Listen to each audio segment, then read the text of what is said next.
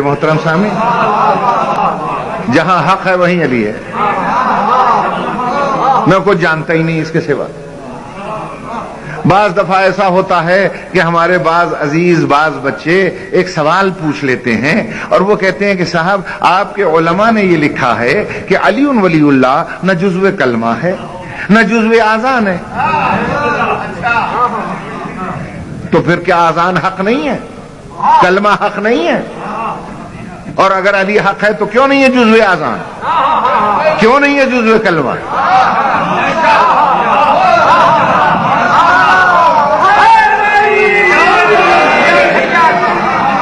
مجھ سے پوچھا تو اس لیے میں نے ادھر رخ موڑ دیا۔ کسی وڈے عالم سے پوچھو گے تو وڈا جواب ملے گا،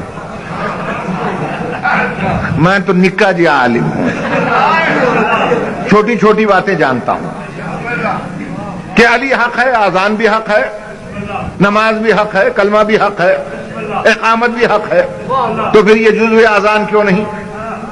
علماء نے لکھا علی ولی اللہ جزو آذان ہی نہیں ہے، جزو کلمہ ہی نہیں ہے، جزو اقامت نہیں ہے، جزو نماز نہیں ہے۔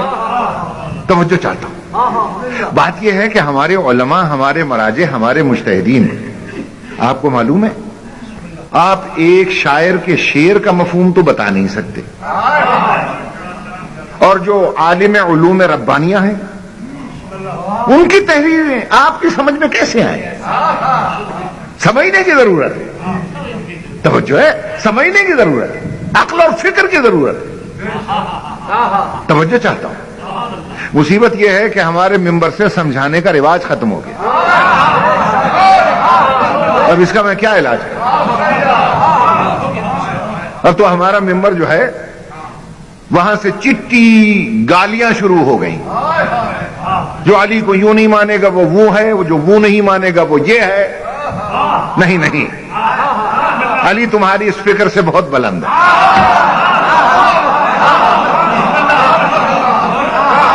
علی تمہاری اس فکر سے بہت بلند ہے، ذرا عقل اور فکر سے کام لینے کی ضرورت ہے۔ ہمارے علماء نے لکھا ہے، مراجع نے لکھا ہے کہ جزو آذان نہیں ہے، جزو کلمہ نہیں ہے، لیکن اس کا مفہوم سمجھو،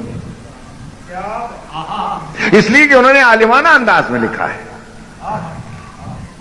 علم کی اصطلاح میں، بھئی عالم کی تحریر کو سمجھے، علم کی اصطلاح میں، اور علم کی اصطلاح میں جز کسے کہتے ہیں؟ پہلے ذرا اسے سمجھیں۔ دیکھیے آج میں سمجھا رہا ہوں سینے پہ ہاتھ مار کے، کوئی تردید کر کے دکھا دے میں اس کے ہاتھ پہ بیعت کر لوں۔ دیکھیے جز کسے کہتے ہیں؟ جز کی تعریف یہ ہے کہ اگر کل سے الگ ہو جائے، کل باقی تو رہتا ہے مگر ناقص ہو جاتا ہے۔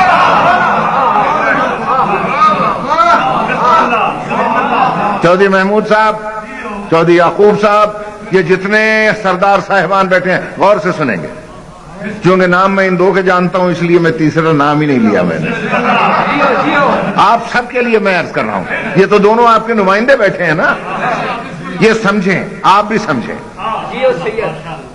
جز کی تعریف یہ ہے کہ اگر کل سے الگ ہو جائے، کل باقی رہتا ہے مگر ناقص ہو جاتا ہے۔ جیسے میں مثال دیتا ہوں، جیسے یہ ہاتھ میرے بدن کا جز ہے، خدا نہ خواستہ ٹوٹ جائے، جسم سے الگ ہو جائے، کل باقی تو رہے گا، ناقص ہو جائے گا۔ بھائی سمجھے ہیں؟ یہ آنکھ میرے بدن کا جز ہے، خدا نہ خواستہ خراب ہو جائے، نکل جائے، کل باقی تو رہے گا، ناقص ہو جائے گا۔ توجہ ہے نہیں؟ کان میرے بدن کا جز ہے، اگر یہ بہرا ہو جائے یا کٹ جائے، کل باقی تو رہے گا، ناقص ہو جائے گا۔ توجہ ہے صاحب؟ تو جز کی تعریف سمجھ میں آئی؟ جز اسے کہتے ہیں کہ اگر کل سے الگ ہو جائے، کل باقی رہتا ہے مگر ناقص ہو جاتا ہے۔ لیکن اسی بدن میں ایک اور شے بھی ہے، اسے روح کہتے ہیں، روح کہتے ہیں۔ اگر روح نکل جائے نہ کل رہے گا نہ جز، روح اگر نکل جائے نہ کل رہتا ہے نہ جز رہتا ہے۔ جو علماء یہ لکھتے ہیں کہ علی ولی اللہ جزو اذان نہیں ہے، جزو کلمہ نہیں ہے، جزو نماز نہیں ہے، ان کا کہنے کا مقصد یہ ہے کہ اگر ہم جز بنا دیں اور یہ نکل جائے کل باقی تو رہے گا مگر ناقص ہو جائے گا. وہ کہتے ہیں یہ جزو اذان اور اقامت نہیں ہے، علی ولی اللہ روح اذان اور اقامت ہے. یہ نکل گیا کلمہ مردہ ہو جائے گا، اقامت مردہ ہو جائے گی، نماز مردہ ہو جائے گی.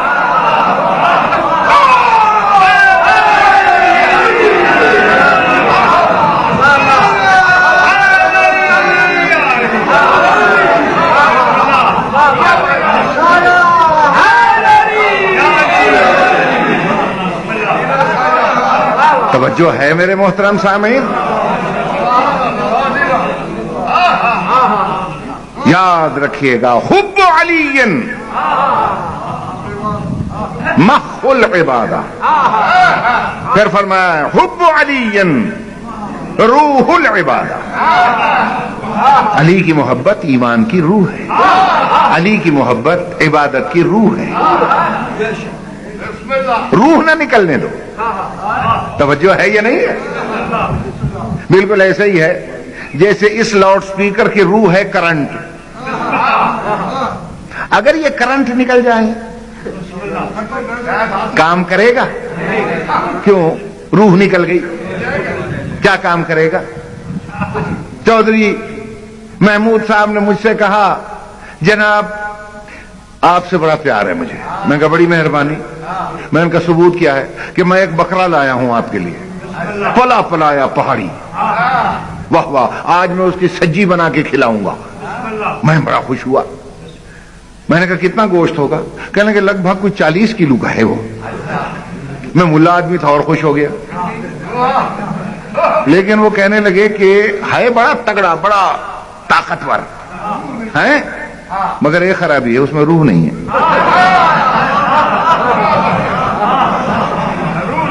اس میں روح نہیں ہے. اب مجھے بتلا دیجیے میں کھا لوں گا اسے؟ کوئی سنی عالم بیٹھا ہو تو وہ فتویٰ دے، جب روح ہی نہیں ہے کھا جاؤں اسے. کوئی شیعہ بیٹھا ہو فتویٰ دے، روح نہیں ہے، حلال ہے وہ نہیں ہے. تو یاد رکھنا جیسے بغیر کرنٹ کے سپیکر کسی کام کا نہیں ہے اور بغیر روح کے بکرا حرام ہے، یاد رکھنا بغیر علی کی محبت کے عبادت حرام.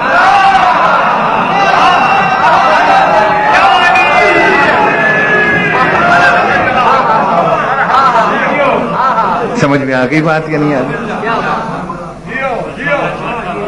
اس میں نہ لڑائی ہے، نہ جھگڑا ہے، نہ فساد ہے، کچھ بھی نہیں ہے. سیدھی سادی سی بات ہے.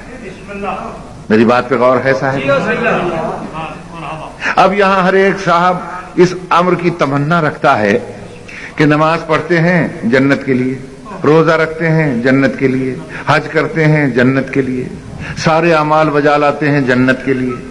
ٹھیک ہے، بولو. اچھا مجھے ایک بات بتائیں، آپ کے علاقے کا ہر فرد چاہتا ہے کہ میں دبئی چلا جاؤں، ابو ظہبی، لندن چلا جاؤں، کوریا، امریکہ، کینیڈا. ٹھیک ہے نا؟ مجھے جا کے دکھائیں. اگر پاسپورٹ نہیں ہے آپ کے پاس، بغیر پاسپورٹ کے جا کے دکھائیں. آپ مجھے دکھائیں جا کے. دیکھیے میں بڑے ماڈرن انداز کا ملا ہوں،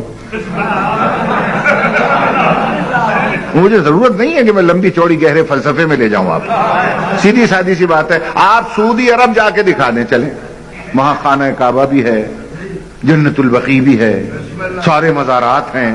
آپ کہیں گے میں زیارت کے لیے جا رہا ہوں بغیر پاسپورٹ کے، میں دیکھتا ہوں گھسنے دیں گے؟ نہیں. کہیں گے پاسپورٹ لاؤ. بغیر پاسپورٹ کے کسی ملک میں جانے نہیں دے گا. تو دبئی تو بغیر پاسپورٹ کے آپ جا نہیں سکتے. جنت میں بغیر پاسپورٹ کے گھس جائیں گے آپ؟ بتائیے، جنت بغیر پاسپورٹ کے رضوان جنت گھسنے دے گا؟ وہ ہمارا ایک ذاکر تھا بیچارہ، بیچارہ فوت ہو گیا. دیندار تھا، اس کا نام. ایک دن جوش میں، پہلے ہندو تھا پھر مسلمان ہوا، پھر وہ کہتا تھا گنگا سے جو پھسلا لب کوثر پہنچا. یہ اس کا تکیہ کلام تھا. دیندار. جنت کا ذکر ہوا. ایک دن تقریر میں جوش میں کہنے لگا, کہنے لگے کھامے سیار خرگوش تے بنجے جنت. میرا پوتر ہو گیا نا.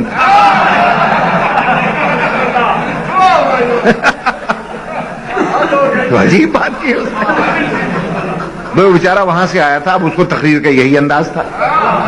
میرے کہنے کا مقصد یہ ہے, پاسپورٹ کو عربی میں کیا کہتے ہیں؟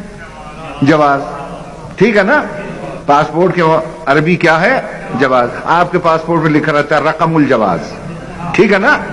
اب پورے فرامین رسول پڑھ لیں, جہاں جواز آئے سمجھ لو وہ جنت کا پاسپورٹ ہے.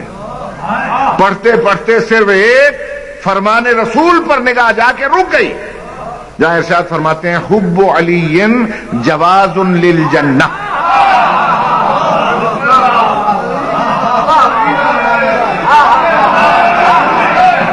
میں مجھے ترجمہ کرنے کی ضرورت ہی نہیں ہے.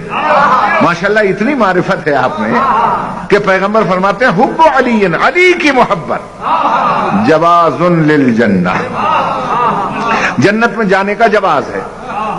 اب جواز کے معنی اگر پاسپورٹ ہیں تو سیدھا ترجمہ کرو. بات بڑی پتے کی آپ نے. ویزا, پاسپورٹ بھی ہو اور ویزا نہ ہو تو چلے جائیں گے آپ. یہاں سے حاجی صاحبان جاتے ہیں گلے میں حمایل شریف لٹکائے ہوئے, قرآن شریف لٹکائے ہوئے, سمجھتے ہیں مقدس سرزمین پر جا رہے ہیں. اس سے بڑی کون سی کاغذی ثبوت ہوگا؟ جب وہ جدہ ایئرپورٹ پہ اترتے ہیں لائن میں تو وہ جو پاسپورٹ افسر ہے وہ پوچھتا ہے جواز جواز. وہ بیچارہ یہ سمجھتا ہے کہ جواز کا مطلب ہے جس میں جائز ناجائز کے مسئلے بیان ہیں. وہ قرآن کھول کے سامنے رکھ دیتا ہے. اب وہ غصے میں آ کے کہتا ہے ایشاذا یہ کیا ہے؟ وہ کہتا ہے کتاب اللہ. حاجی کہتا کتاب اللہ, شاید ڈر جائے گا یہ, مگر سعودی عرب والا کیسے ڈرے بھائی؟ وہ کہتا ہے کتاب اللہ. اس نے کہا کتاب اللہ کافی نہیں ہے سعودی عرب میں گھسنے کے لیے, جواز لاؤ.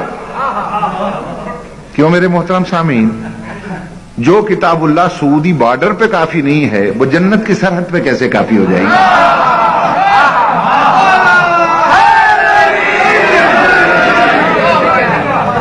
اب وہ کہتا ہے جواز جواز. وہ بیچارہ ساتھ والے سے پوچھتا ہے کی ہوتا ہے جواز؟ میں نے کہا بابا پاسپورٹ. اچھا پاسپورٹ ہے تو مانگتا ہے. اس نے ڈالا فتوئی میں ہاتھ, کھینچ کے نکالا پاسپورٹ, یہ لو. اب اس نے دیکھنا شروع کیا. پاسپورٹ افسر نے 1 ورقہ 2 ورقہ 3 ورقہ. اس نے کہا پاسپورٹ تو ہے, وین تاشیرہ, ویزا کدھر ہے؟ ویزا. اس نے کہا وہ کی ہوندا. اس نے سمجھایا کہ ہمارا ایک نمائندہ تمہارے ملک میں رہتا ہے, وہ ہمارا سفیر ہے. جب تک اس کے دستخط, تحریر اور مہر نہ ہو ویزا نہیں ملے گا تو سعودی عرب میں جا نہیں سکتا. تو تیری سمجھ میں بات نہیں آئی کہ سعودیہ والا تو بغیر ویزے کے گھسنے نہیں دیتا, تو جنت میں کیسے گھس جائے گا؟ علی کی محبت کا پاسپورٹ تو ہر مسلمان کے پاس ہے. سنی بھی کہتا ہے علی کو مانتا ہوں, شیعہ کہتا ہے علی کو مانتا ہوں, اہل حدیث کہتا ہے ہم بھی علی کرتے ہیں, اور جناب وہابی کہتا ہے ہم بھی علی کو مانتے ہیں. ماننے والے تو سارے ہیں. جب سارے ہی ماننے والے ہیں علی کو تو علی کی محبت کا پاسپورٹ تو سب کے پاس ہوگا. تو کیا سب جنت میں چلے جائیں گے؟ نہیں. رضوان جنت پوچھے گا ویزا کدھر ہے بھائی؟ ویزا. وہ کیا ہوتا ہے, وہ کی ہوندا ہے؟ وہ اس وقت کہے گا کی ہوندا ہے. تیری سمجھ میں نہیں آیا؟ جنت کا ایک نمائندہ تمہاری دنیا میں ہمیشہ رہا ہے. جب تک امام زمانہ کی تحریر دستخط کا ویزا نہیں ہوگا تو جنت میں گھس نہیں سکتا.